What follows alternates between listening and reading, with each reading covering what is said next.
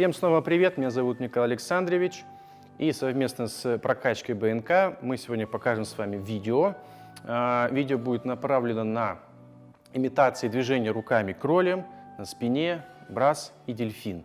Если вы эти упражнения будете выполнять на суше каждый день, то когда откроется бассейн, приобретенные навыки сможете применить на воде. Также дополнительно у нас будет не только руками, но и ноги. И с первого, с чего мы начнем, это движение руками, имитация движения руками на спине. Почему на спине? Объясняю. Потому что плавание на спине не подразумевает опускать свое лицо под воду, и тем самым нам с вами плавать легче на спине, чем на груди. Так мы, в принципе, обучаем своих детей именно сначала на спине.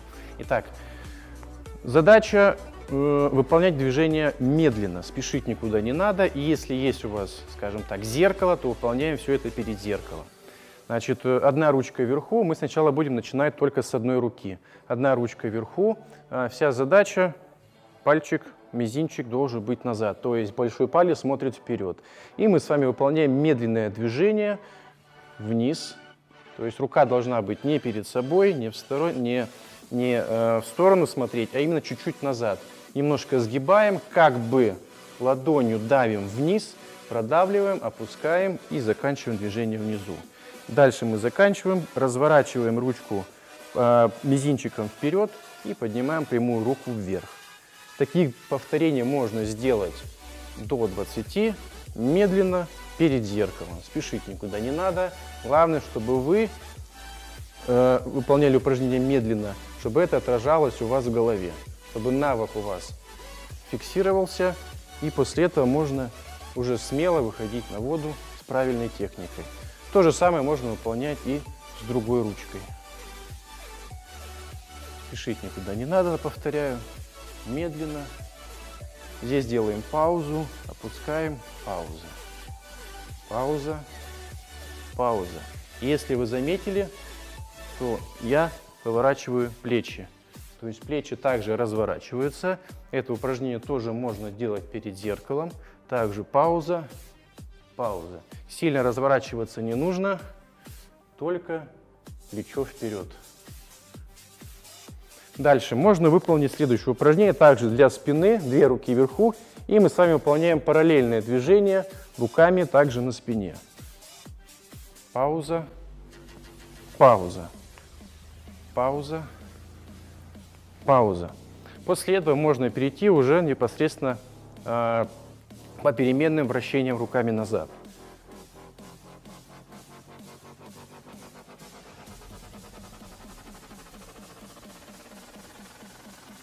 Также где-то можно выполнить 30, либо 40 повторений. После того, как вы привыкнете, можно уже делать без пауз. То есть вращения руками идут уже без остановок.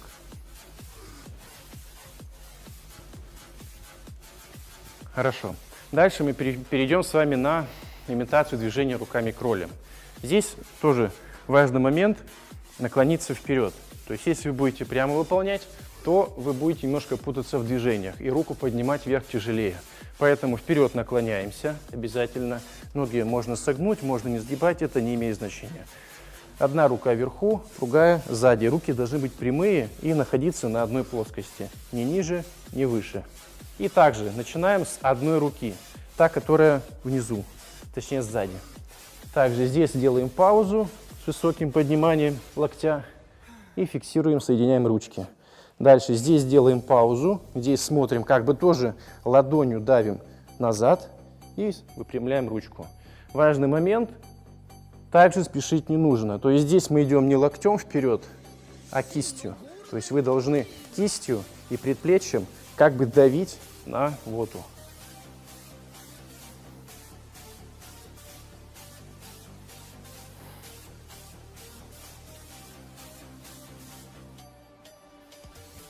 И то же самое можно выполнить с другой рукой.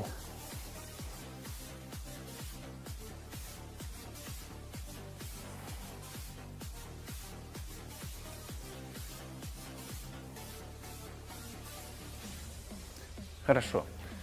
Также важный момент в кроле – это поворот головы, поворот лица в сторону для вдоха. Те, кто у нас плавать не умеют, поднимает лицо вверх. Так делать неправильно, так делать не нужно, потому что, когда вы поднимаете лицо вверх, голову вверх, мышцы спины перенапрягаются, тем самым вы тратите много энергии. Таз опускается, и вы начинаете идти ко дну. Поэтому важный момент, здесь тоже можно отрабатывать движение головы, повороты головы в сторону. То есть также смотрим, например, в зеркало и убираем. Поворачиваем лицо, убираем. То есть точка, которая у вас здесь, представляете, точка на подбородке, вы тянете ее к плечу, но соединять не обязательно.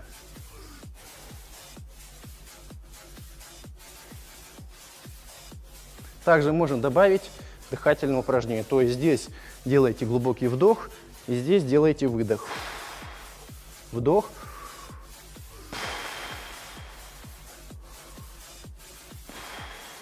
Ну и то же самое выполняем с другой стороны. Также здесь делаем вдох и выдох. Вдох и выдох. Хорошо. Дальше. Перейдем к следующему упражнению имитации движений руками брасса. Значит, брасс, немножко отклонюсь от упражнений и расскажу. Он сложно-координационный и дается, в принципе, не всем. Вот. Значит, с чего мы начинаем имитацию движения брассом? Еще раз. С чего мы начинаем имитацию движения грибками руками брассом? Значит, здесь выполняем 3 элемента. То есть разведение рук в сторону, под себя и вперед. В стороны, под себя, вперед. И мы сначала сделаем движение руками кролем, а потом добавим, как бы скажем, вдох при брассе. То есть мы потом поднимать будем голову вверх. Сначала выполняем движение руками. Разводим руки в стороны, до плеча. Ниже делать не нужно. Руки сгибаем, локоть высоко. Затем руки подводим под себя. Стараемся здесь их соединить. И выпрямляем вперед. В стороны, под себя, вперед. То есть делаем 1, 2, 3.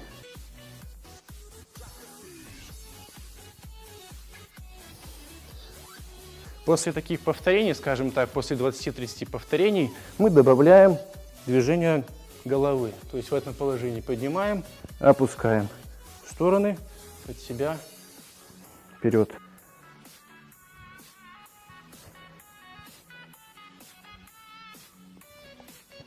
Хорошо. Следующий, последний элемент в плавании – это дельфин. Имитация движения руками дельфина можно выполнять лежа на полу. То есть первое упражнение мы сделаем с вами на полу. Можно также подложить коврик.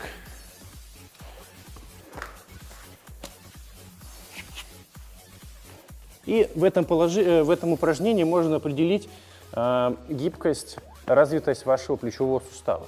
То есть мы ложимся полностью на коврик, опускаем ручки вниз, смотрим вперед и руки проносим одновременно над полом вперед. Здесь мы соединяем, делаем паузу и выносим их обратно. Потом снова вперед, назад.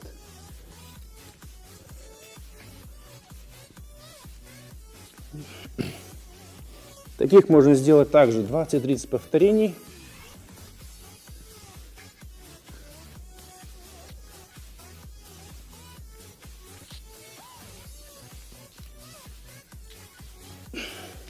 Вот. Если же у вас это упражнение не получается, то есть, например, у вас руки идут по полу, то можно сделать следующее. Взять, например, скакалку, гимнастическую палку и сделать выкрут рук, то есть растянуть ваш плечевой сустав, и после этого снова повторить это упражнение, тогда у вас сустав станет немножко длиннее, и упражнение будет выполняться проще.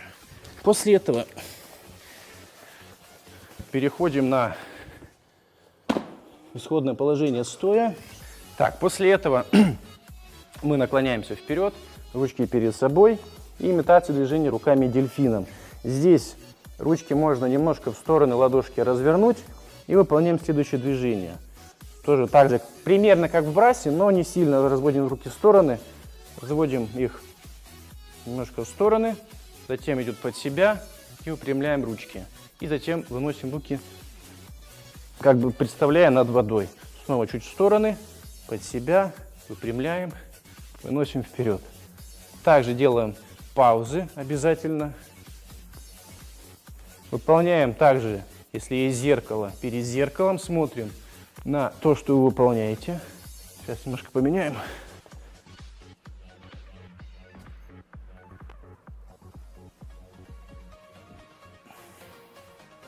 Вот, теперь можно добавить движение головы вверх, как при плавании делаем вдох.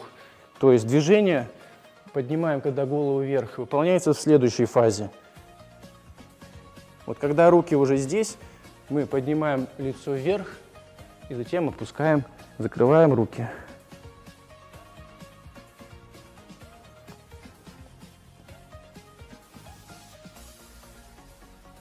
Также делаем примерно 20-30 повторений перед зеркалом.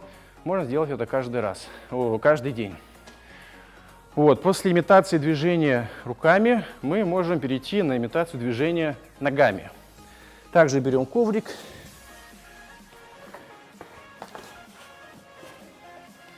И садимся на него. Здесь можно сделать несколькими способами. Можно сделать в упоре сидя, ручки сзади. Можно лечь, руки под попу подложить, под таз. Либо сделать также в лежа, ручки стрелочкой. Кому как удобно, кому как нравится. Я сделаю следующим образом. Сидя, ручки сзади. Мы поднимаем ручки, ножки вверх и выполняем так называемое кроление. То есть движение ногами кролем попеременно ногами вверх. Большую амплитуду движения делать не нужно. Примерно как выполняем в воде, та же самая амплитуда делаем сейчас на суше. Можно сделать по 1 минуте, сделать, например, 5-6 повторений с отдыхом 30 секунд. То есть носочек натянут, носочки не к себе, а от себя. Ножки прямые. И самый важный момент, дети очень любят делать такую ошибку, они начинают работать от колена. То есть они делают следующее движение. Потом это переносится на воду, и продвижения вперед у детей нету. Поэтому обязательно работаем от бедра.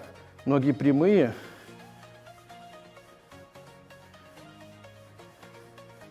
Можно делать быстрее, можно делать медленнее, кому как удобно.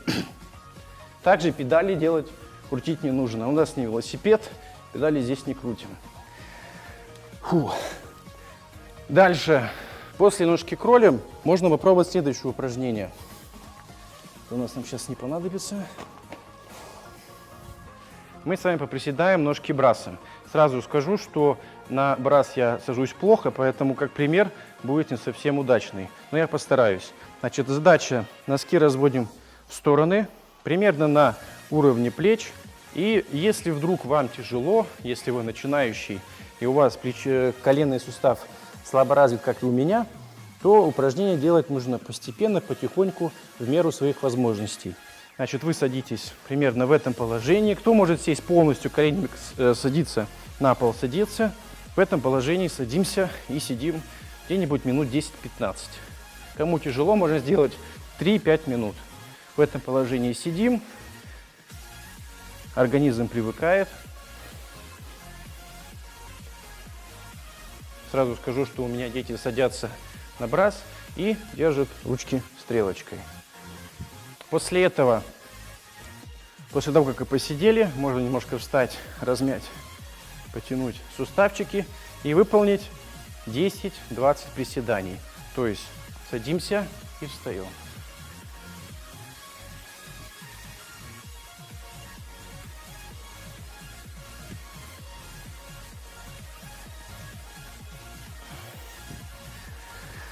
И последнее упражнение, которое я на сегодня покажу, оно будет у вас для дельфина. Значит, берем снова коврик. Можно без коврика, можно с ковриком, не имеет значения. Значит, принимаем положение упор лежа, прогиб спины, и мы с вами выполняем движение таза вверх-вниз. То есть мы выполняем дельфинообразное движение тазом. То есть поднимаем вверх и опускаем. Частота движения должна быть высокой. Можно сделать по 10 раз с отдыхом 30 секунд. где-нибудь 10 серий. То есть выполняем.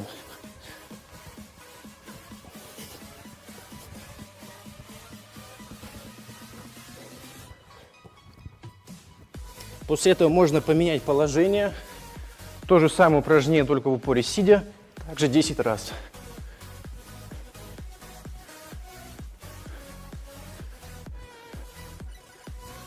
Вот. После этого мы отдыхаем 30 секунд и потом повторяем где-нибудь 5-7 серий. Вот. На этом можно, в принципе, закончить. Все имитационные движения я показал. Если есть в интернете какие-то новые упражнения, вы можете их также применять. Значит, совместно с прокачкой БНК я благодарен всем, кто посмотрел это видео. На этом видео закончено. Всем спасибо за внимание.